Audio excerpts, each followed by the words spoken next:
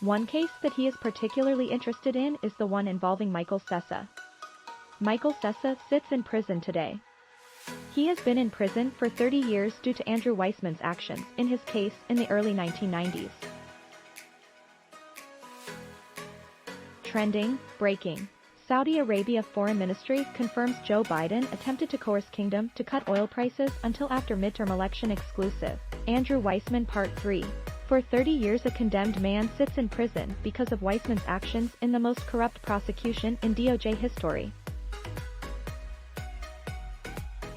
For a time, I represented the family of James Bulger, which also had terrible government misconduct. But this here was a campaign of government misconduct just about from start to finish. There was an agenda by the prosecution to make their names on this case. The case involved the so-called Colombo crime family in New York. The story the government told was there was an internecine fight, a struggle for control, but it turns out really that the government fomented this war that took place.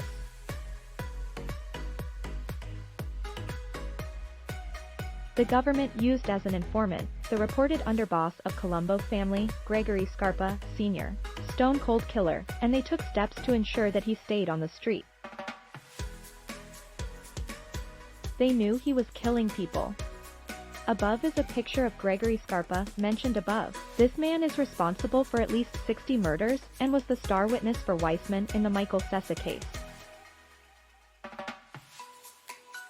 I have said, from my personal experience at least with this case, I consider Andrew Weissmann to be the most ethically bankrupt prosecutor I have ever encountered.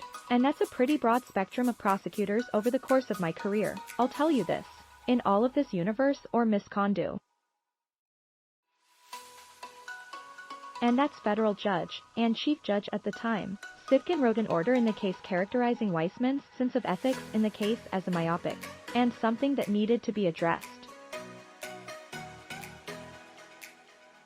Our system cannot withstand that kind of mentality. See the entire interview with David Shoen below. Andrew Weissmann is one of the most corrupt individuals to work in the DOJ. He doesn't seem to care who he hurts, it's all about the end game.